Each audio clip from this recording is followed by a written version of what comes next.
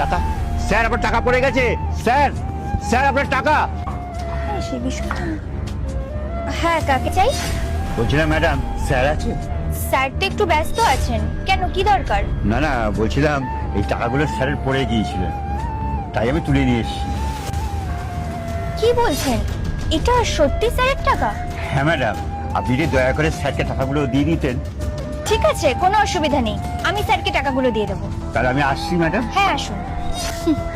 Sir থোড়ি দেখতে যাচ্ছে টাকাগুলো ফেরত এসেছে।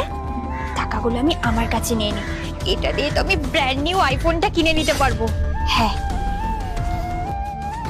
চা দিও তো কাকু। হ্যাঁ হ্যাঁ দিচ্ছি। আরে স্যার আপনি আপনি স্যার, আপনাকে সেদিন টাকাগুলো দিয়ে এসেছিলাম, আপনি পেয়েছিলেন? টাকাগুলো? কোন টাকা? কিসের টাকা? হ্যাঁ স্যার, টাকা।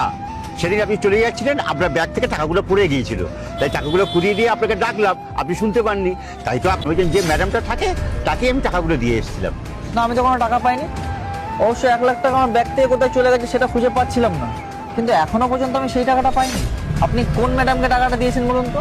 ওই যে স্যার, যে মহিলা মানে রিসেপশনে আপনার যে ম্যাডামটা বসে, তাকেই আমি টাকাটা দিয়ে এসেছিলাম।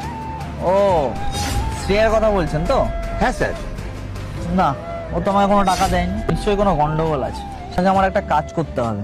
ঠিক আছে স্যার। বুঝে গেছেন?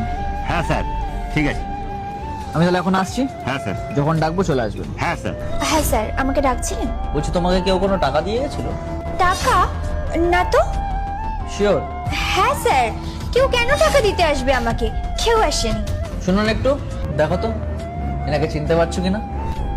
না তো স্যার, আমি ওনাকে কিভাবে চিনবো? কি বলছেন ম্যাডাম? দুদিন আগেই তো আপনাকে কতগুলো টাকা দিয়ে গেলাম, বললাম যে স্যারকে দিয়ে দেবেন। টাকা?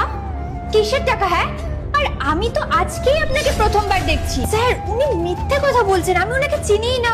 বুঝলাম, উনি তাহলে মিথ্যা কথা বলছে, তাই তো? সে এটা দেখো তো, চিনতে পারছো কিনা।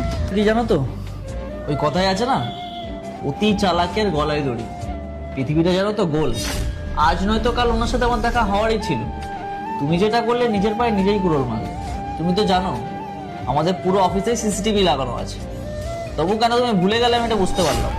যাই হোক, সবটা সবার সামনে চলে এলো। একটা কথা তোমাকে ক্লিয়ার বলে দিচ্ছি, দেখো, ভুল করলে সেই ভুলের ক্ষমা হয়, বেঈমানের কিন্তু ক্ষমা হয়। তুমি যেটা করেছো সেটা ভুল নয়, বেঈমান। তো এই ভুলের ক্ষমা নেই। তোমার আজ যা কাজ আছে তুমি সেটা করে নাও। তোমার এই মাসের যা হিসাব হচ্ছে আমি ক্লিয়ার করে দিচ্ছি, কাল থেকে তোমাকে আর আসতে হবে।